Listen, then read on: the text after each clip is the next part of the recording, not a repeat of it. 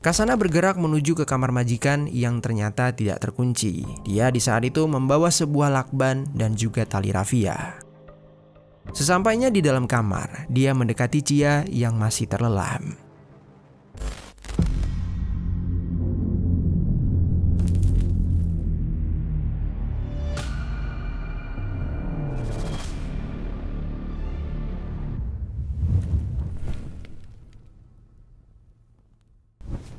Halo pendengar kisah, selamat datang kembali di channel ini, tempat di mana kami akan membahas kisah-kisah kriminal nyata yang terjadi di seluruh dunia. Kami berharap semoga kalian semua dalam keadaan sehat walafiat dan dijauhkan dari mara bahaya. Ada seorang ibu yang memiliki 4 orang anak, merantau ke Singapura demi memperbaiki hidup. Tetapi hanya dalam waktu 3 bulan, dia berubah menjadi buronan pengeksekusian paling dicari di negara tersebut. Pada tahun 2017, di balik pintu sebuah apartemen tua di Singapura, sepasang lansia ditemukan tewas mengenaskan dengan tangan dan kaki terikat. Pelakunya bukan perampok bersenjata, melainkan ART korban sendiri yang berasal dari Indonesia. Lalu apa motif pelaku melakukan aksi keji tersebut? Mari kita bahas kisah di baliknya. Pendengar kisah, sebelum kita lanjut, kami mau rekomendasiin salah satu produk yang bisa kalian beli di fitur belanja di bawah. Ancient Electric Saver, alat cukur yang paling banyak diincar para pria. Dengan ukurannya yang mini bikin gampang untuk dibawa kemana-mana. Desain cukurnya juga sudah memiliki teknologi ultra thin serta double ring, dapat mengikuti bentuk wajah, sehingga mudah diaplikasikan ke bagian yang sulit dijangkau. Bagian kepala dari alat ini bisa langsung dicopot karena memakai magnet dan sudah waterproof juga. Jadi aman jika langsung dicuci pakai air. Kalau kalian tertarik dengan produk ini, langsung klik link yang ada di bawah. Di Kabupaten Kebumen, Jawa Tengah, lahirlah seorang wanita bernama Kasana pada tanggal 10 Agustus 1976. Dia berasal dari keluarga sederhana dengan 8 saudara dan kemudian dia tumbuh besar di ibu kota Jakarta. Pada tahun 1996, Kasana menikah dan memiliki 4 orang anak. Selama bertahun-tahun, hidupnya berjalan normal sampai pernikahannya berakhir dengan perceraian pada tahun 2011. Sejak saat itu kondisi ekonominya mulai memburuk. Kasana harus membesarkan anak-anaknya sendiri sementara penghasilannya tidak lagi menentu. Dia pernah mencoba membuka usaha kedai nasi ayam bersama seorang teman di Jakarta, tetapi usaha itu gagal dan membuat kondisi keuangannya semakin sulit.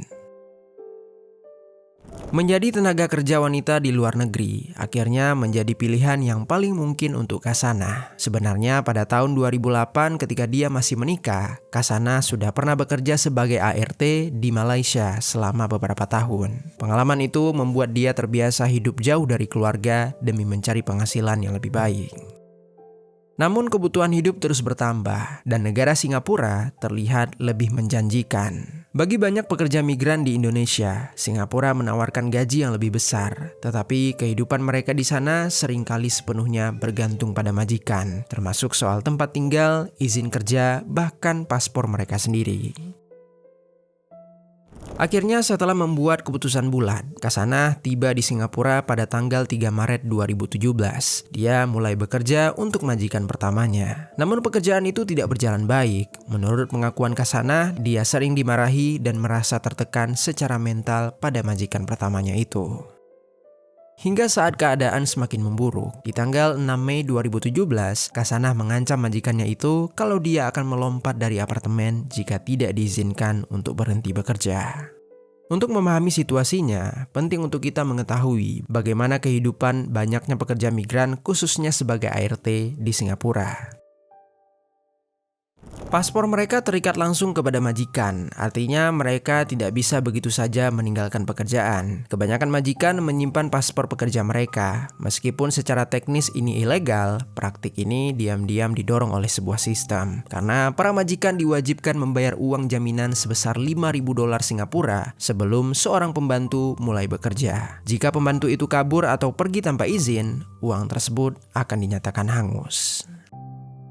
Akibatnya banyak majikan yang menyimpan paspor bukan selalu karena niat jahat, melainkan karena mereka takut kehilangan uang jaminan. Namun kondisi ini membuat para pekerja menjadi sangat rentan. Mereka bergantung sepenuhnya kepada majikan bukan hanya untuk uang dan tempat tinggal, tetapi juga untuk hak legal mereka tinggal di negara tersebut.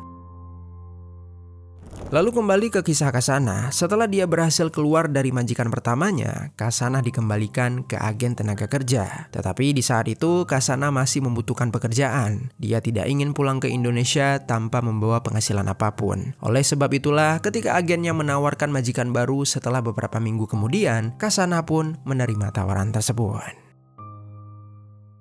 Singkat cerita, pada tanggal 25 Mei 2017, Kasana tiba di rumah majikan barunya yang terletak di Blok 717 Bedok Reservoir Road. Dia berkenalan dengan majikan barunya yang bernama Chia Ngim Fong dan Chin Se Fa. Chia saat itu telah berusia 79 tahun dan dikenal lebih pendiam. Sementara Chin istrinya yang berusia 78 tahun diketahui memiliki sifat ramah serta sering berinteraksi dengan para tetangga. Di apartemen itu mereka sudah tinggal selama hampir 30 tahun lamanya. Para tetangga kerap melihat mereka pergi bersama atau sekedar berjalan-jalan ke minimarket. Salah satu pemilik minimarket selalu mengingat kalau Chin adalah pelanggan tetapnya yang sering membeli kebutuhan sehari-hari. Kadang-kadang dia juga memberi uang makan siang kepada petugas kebersihan yang ada di sana.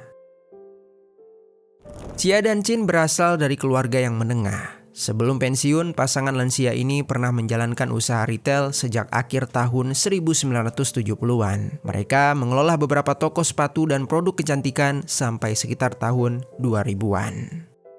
Selain itu, Chia dan Chin telah memiliki 5 orang anak. Sebagian sudah tinggal terpisah bersama keluarga mereka masing-masing, meski terkadang salah satu putra mereka masih sering pulang ke apartemen tersebut. Namun karena usia mereka sudah sangat tua, anak-anak mereka kemudian memutuskan untuk mempekerjakan seorang asisten rumah tangga. Dan disitulah Kasana masuk ke dalam kehidupan mereka. Sejak bertemu pada tanggal 25 Mei 2017, hubungan Kasana dan majikannya terlihat normal-normal saja. Tidak ada pertengkaran besar atau masalah yang terlihat mencurigakan. Menurut orang-orang di sekitaran keluarga itu, Chia dan Chin ini memperlakukan Kasana dengan cukup baik. Mereka bahkan beberapa kali mengajaknya keluar rumah untuk bertemu anggota keluarga lain. Namun di sisi lain, Kasana merasakan hal yang berbeda. Kasana mengaku kalau dia tidak nyaman tinggal di rumah itu dan merasa kalau Chin sering memarahinya. Tidak pernah diketahui seberapa sering hal tersebut benar-benar terjadi, tetapi pengalaman buruk dengan majikan sebelumnya telah membuat kondisi emosi Kasana menjadi lebih sensitif. Meski kembali dalam situasi tertekan, Kasana tetap mencoba bertahan. Dia tetap bekerja karena membutuhkan uang dan tidak punya banyak pilihan. Lalu hampir sebulan Kasana bekerja di apartemen itu. Pada pagi hari tanggal 21 Juni 2017, Kasana yang sedang membersihkan kamar putra majikannya tiba-tiba saja tak sengaja menemukan paspor miliknya di sebuah laci. Selama bekerja dia tidak tahu di mana paspor itu disimpan. Dan setelah melihatnya, keinginan untuk meninggalkan majikannya secara diam-diam seketika menjadi keputusan yang nyata. Namun di saat itu masih ada suatu masalah, yaitu Chia dan Chin masih berada di apartemen. Sehingga jika aksi kaburnya ketahuan, mereka pasti akan menghubungi anggota keluarga lain dan pihak berwajib. Oleh sebab itulah, Kasana mulai memikirkan suatu rencana jahat. Masih di pagi yang sama, suasana apartemen terasa sangat sunyi. Chia Ngim Fong masih tertidur di dalam kamar, sementara istrinya Chin Fe Sa sedang berada di sebuah ruangan berbeda. Kasana bergerak menuju ke kamar majikan yang ternyata tidak terkunci. Dia di saat itu membawa sebuah lakban dan juga tali rafia. Sesampainya di dalam kamar, dia mendekati Chia yang masih terlelap. Lalu tanpa ragu, dia langsung mengikat tangan dan kaki Chia secara perlahan. Kemudian dia beralih ke bagian mulut. Saat hendak menutupnya dengan lakban, seketika Chia terbangun dan melakukan perlawanan sambil berteriak. Teriakan Chia membuat Kasana khawatir. Dia kemudian menyalakan TV dan membesarkan suaranya dengan cukup kencang. Tetapi Chia terus meronta-ronta meminta pertolongan. Karena merasa panik, Kasana melayangkan pukulan ke arah wajah Chia. Perlawanan Chia tak berhenti sehingga membuat emosi Kasana hilang kendali. Dia lalu mengambil sebuah kursi kayu meja rias yang ada di dekatnya dan seketika dia hantamkan kursi tersebut tepat ke arah bagian kepala Chia. Hantaman itu dilakukan secara berulang kali sampai membuat Chia terdiam dan akhirnya meregang nyawa dengan penuh cairan merah.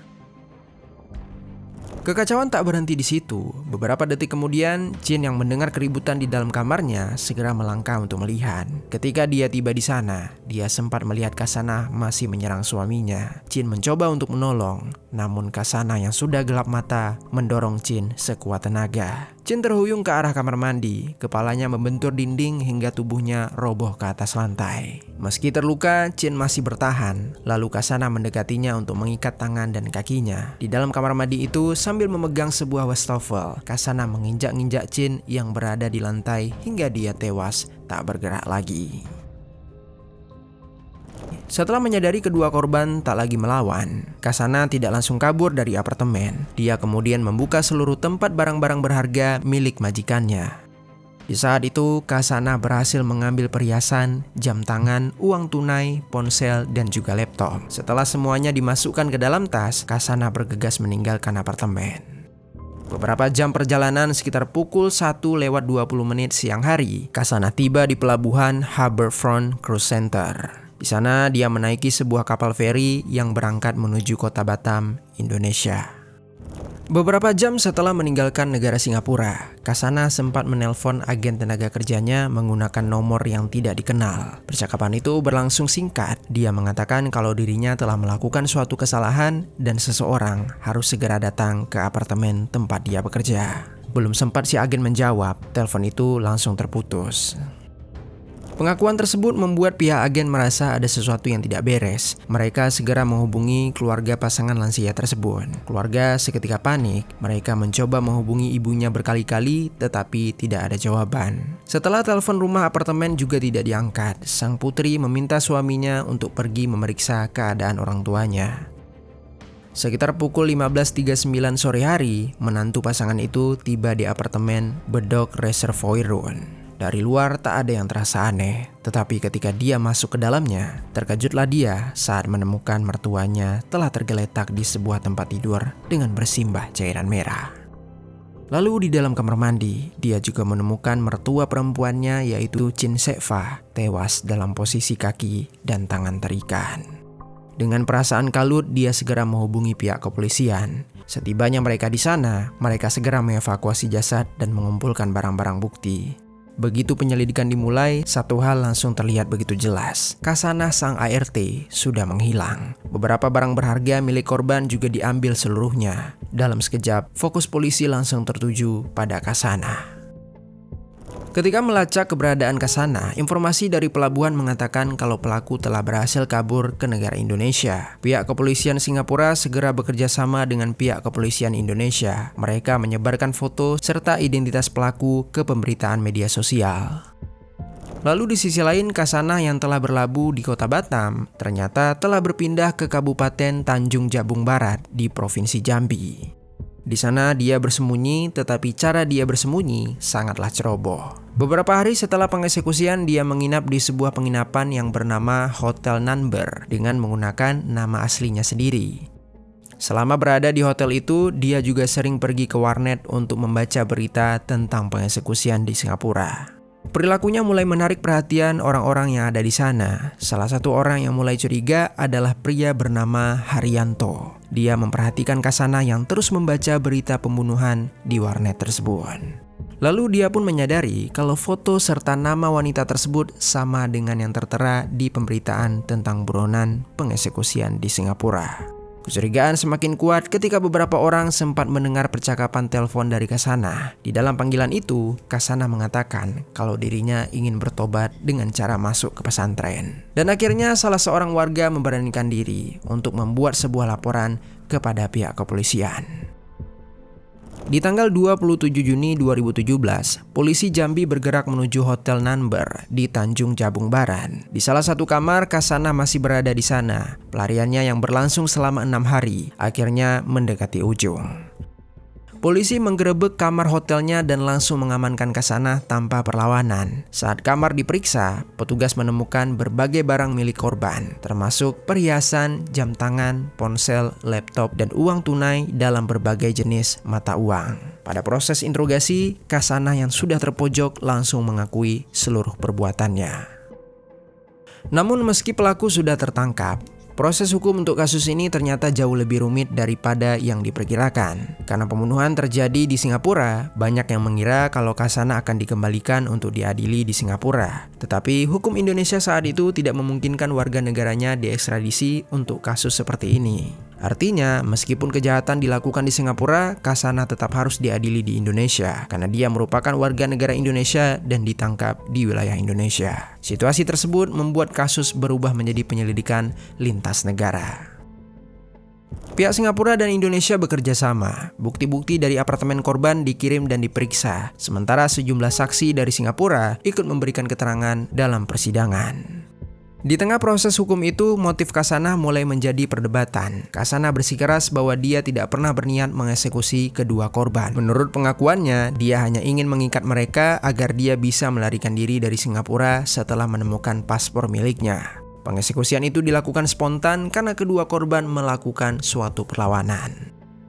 Namun penyidik memiliki pandangan berbeda. Mereka menilai tindakan Kasana terlalu teratur untuk disebut kepanikan spontan. Dia sudah menyiapkan sebuah lakban dan juga sebuah tali rafia sebelum menyerang korban. Lalu dia juga mengambil barang-barang berharga setelah pengeksekusian terjadi. Oleh sebab itulah, penyidik percaya bahwa pengeksekusian dan perampokan memang sudah menjadi bagian dari rencana Kasana sejak awal. Persidangan Kasana dimulai di Jakarta pada Februari 2018. Selama sidang berlangsung, detail pengeksekusian kembali dipaparkan tentang bagaimana Chia dipukul menggunakan bangku, lalu bagaimana Chin ditemukan terikat di dalam kamar mandi, dan serta bagaimana Kasana melarikan diri hanya beberapa jam sebelum jasad korban ditemukan oleh keluarganya sendiri. Berlanjut pada tanggal 2 Mei 2018, pengadilan akhirnya menjatuhkan putusan. Kasana dinyatakan bersalah atas pengeksekusian berencana dan pencurian. Dia dijatuhi hukuman penjara seumur hidup. Tetapi beberapa bulan kemudian, Kasana mengajukan banding. Pada bulan Agustus 2018, pengadilan tinggi tetap menyatakan dirinya bersalah, tetapi hukumannya dikurangi menjadi 20 tahun penjara. Keputusan itu sempat memunculkan banyak pertanyaan, terutama di Singapura, karena sebagian orang merasa kalau hukuman tersebut terlalu ringan untuk kasus pengeksekusian ganda yang sangat brutal tersebut. Meski begitu, putusan akhir tetap berlaku, dan Kasana sedang menjalani hukumannya di Indonesia. Setelah seluruh proses hukum selesai, satu pertanyaan tetap terus muncul. Apa sebenarnya motif Kasana? Menurut pengakuannya sendiri, dia hanya ingin melarikan diri dari Singapura setelah menemukan paspor. Dia mengklaim pengeksekusian terjadi karena keadaan berubah saat korban melawan.